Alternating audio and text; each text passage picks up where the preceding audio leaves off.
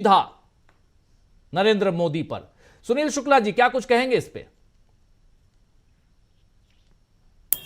धन्यवाद राजीव जी। ये पटना की जो जन विश्वास रैली है, इसने बता दिया कि इंडिया दल समूह को सीधे सीधे क्या कहना है।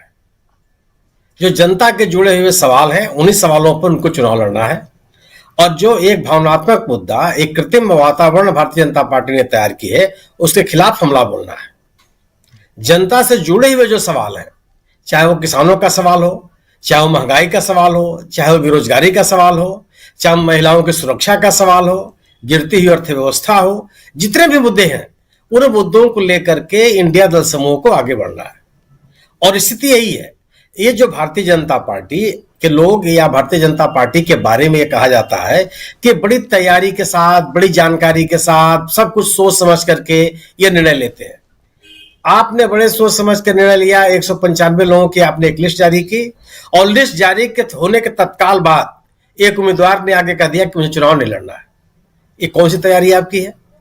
गोया कि आपके पास आप पहले क्या कहा जा रहा था कि जो लोग 2 बार चुनाव लड़ चुके हैं उनको नहीं लड़ने देंगे, जिनकी इतनी उम्र हो गई है उनको नहीं लड़ने देंगे, ये परिवर्तन करेंगे, वो परिवर्तन करेंगे। उत्तर प्रदेश की जो लिस्ट आई, अगर उसको आप देखिए तो क्या हालत है। सवाल है कि आपके पास अगर कहने के लिए नहीं, आपने एक शब्द का प्रयोग किया, विक्टिम कार्ड खेलने का। विक्टिम का कार्ड आप खेल सकते हैं जब तक आप खुद दूसरे को विक्टिमाइज करने का अधिकार आपके पास नहीं प्राप्त है।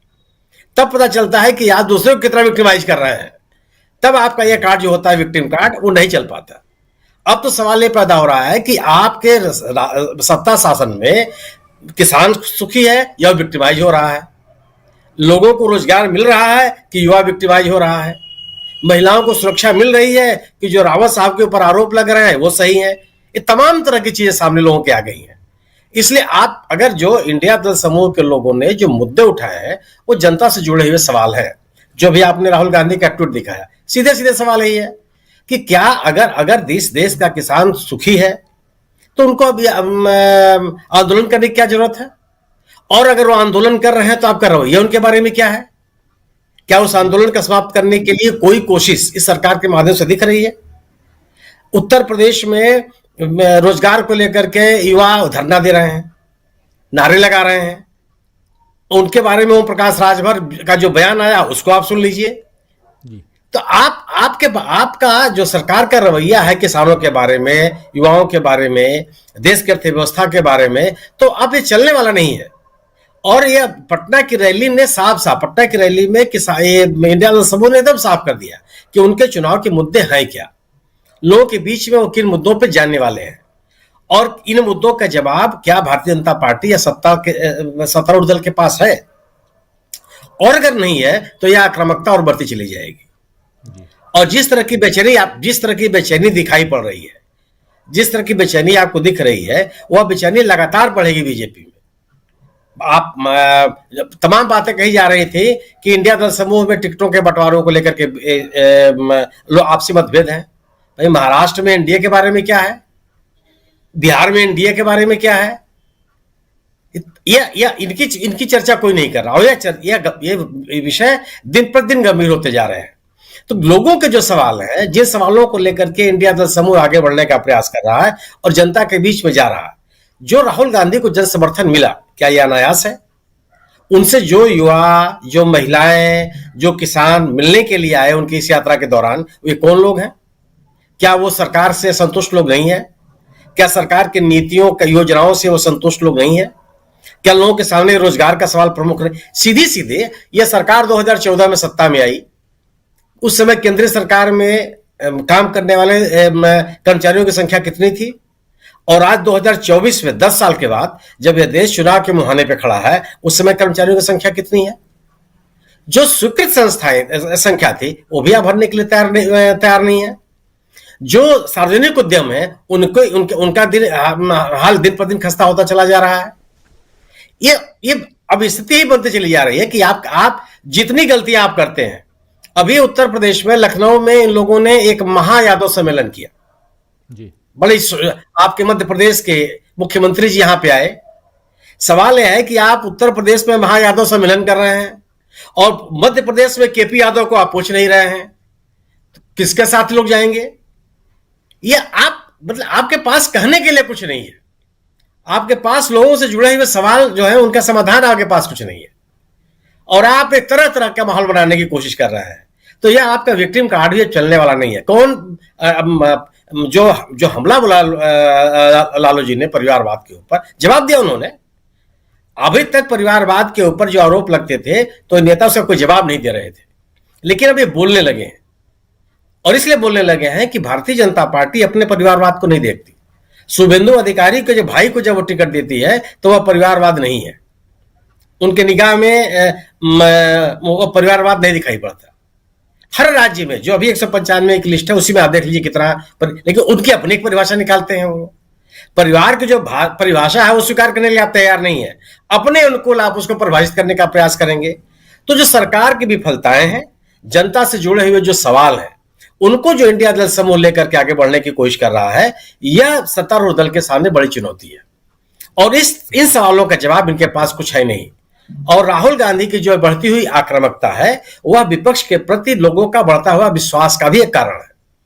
राहुल गांधी ने भी अपनी आक्रामकता तेज की है, और उन मुद्दों को लेकर के वो लगातार जा रहे हैं जिन मुद्दों के साथ उन्होंने अपनी पहली भारत जोड़ो यात्रा शुरू की थी। नए नए सवाल जोड़ते चले जा रहे हैं, लेकिन उन्होंने अपने मुद्दों को छोड़ा नहीं, उसमें कोई संशोधन नहीं किया। बेचैनी वही है, और ये लोग भले कहते रहे कि हम भी मोदी का प्रधानमंत्री का परिवार पूरा देश होता है, लेकिन क्या आपने पूरा परिवार मानने की कोशिश की? क्या आपने यह प्रयास, क्या अगर आप पूरे देश को अपना परिवार मान रहे होते तो मणिपुर की दशा होती? मणिपुर में आप जाते नहीं, वहां के लोगों के जख्म के ऊपर आप मरहम लगाने का प्रयास नहीं करते? क्या इस देश की जनता देख नहीं रही है कि आपके परिवार कहने से और परिवार के रूप में स्वीकार करने, दोनों में फर्क आप नहीं करते हैं? ये तमाम विसंगतियां लोगों के सामने हैं, और ये साफ लोगों के सामने है कि यह सरकार लोगों के जीवन से जुड़े हुए सवालों का समाधान नहीं करना चाह रही है, भावनात्मक मुद्दे खड़े करके चुनाव में राजनीति में जाने की कोशिश कर रही है। मुझे लगता है कि ये लोग स्वीकार करेंगे नहीं। जी बिल्कुल बिल्कुल सही आप कह रहे हैं, लोग स्वीकार करेंगे नहीं। और राहुल गांधी इस बीच जो उन्होंने ट्वीट किया, एक बार फिर से ट्वीट दिखाना चाहता हूं, उससे पहले स्वागत करता हूं प्रशांत टंडन जी, सुनील शुक्ला जी। केवल बयानों से बात नहीं होती है राजीव जी।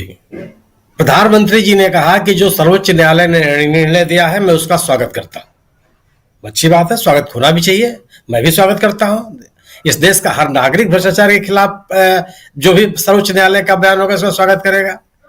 लेकिन आप एक तरफ बयान देंगे कि मैं उसका स्वागत करता हूं, और पहले ही लिस्ट में ऐसे व्यक्तियों को टिकट भी दे देंगे जिनके ऊपर इस तरह के आरोप लगे रहे हैं। कौन आपको स्वीकार करेगा? और अगर आप सर्वोच्च न्यायालय के इस निर्णय को स्वीकार करते हैं तो क्या जो इलेक्टोरल बॉन्ड के बारे में सर्वोच्च न्यायालय का निर्णय है उसके बारे में आपकी प्रतिक्रिया क्या है? आज तक आपने कोई प्रतिक्रिया दी? तो आप चंडीगढ़ के चुनाव के बारे में, मेयर के चुनाव के बारे में जो सर्वोच्च न्यायालय का निर्णय था, क्या सम्मानित प्रधानमंत्री ने उन निर्णयों के बारे में कोई टिप्पणी की? नहीं की।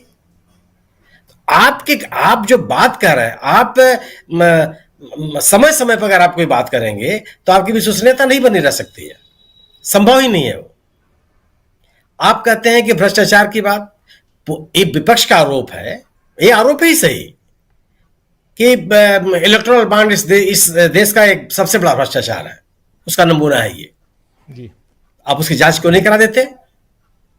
और दूसरी चीज, क्या अगर स्टेट बैंक इस तरह का निर्णय मांग रहा है, इस निर्णय के खिलाफ अपील में जा रहा है कि हमको नाम प्रकट करने के लिए समय दिए जाए, ठीक है।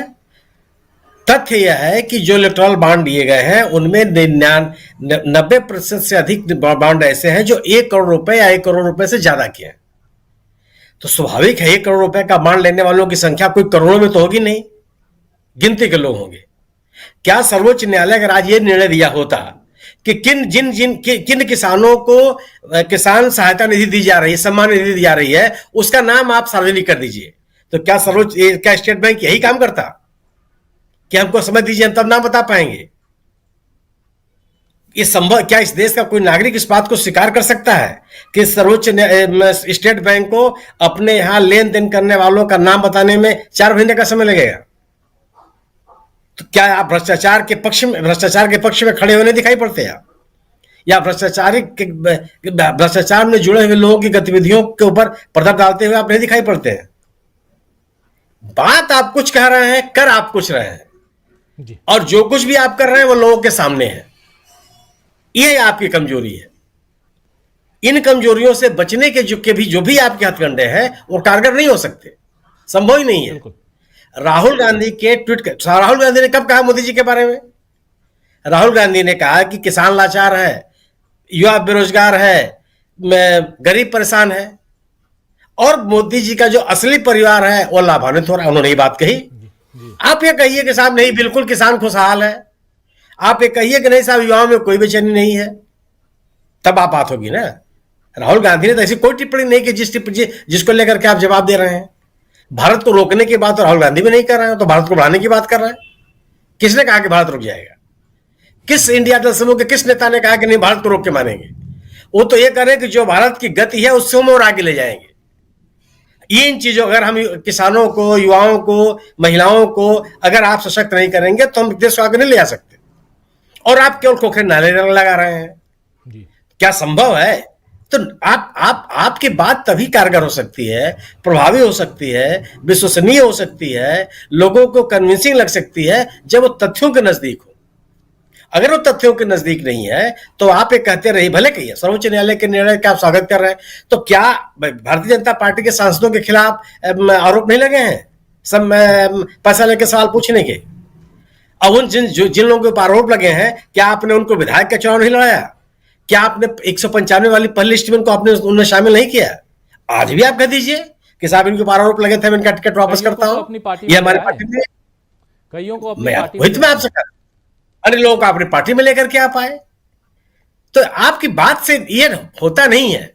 इसलिए अब यह हो गया कि आप सत्ता में रह करके अब विपक्ष की राजनीति नहीं कर सकते। सत्ता में रह करके आपको अपने सत्ता के दौरान जो आपकी गतिविधियां रही हैं उसका जवाब आपको देना पड़ेगा, और अगर आप नहीं देंगे तो विपक्ष के सवालों का सामना आप नहीं कर सकते। विपक्ष के ऊपर हमला करके सवाल का जवाब सवाल नहीं होता, सवाल का जवाब उत्तर होता है, और आपको उत्तर देने पड़ेंगे क्योंकि उत्तर की अपेक्षा आपसे है। जी बिल्कुल बिल्कुल सही कह रहे हैं आप। उत्तर की अपेक्षा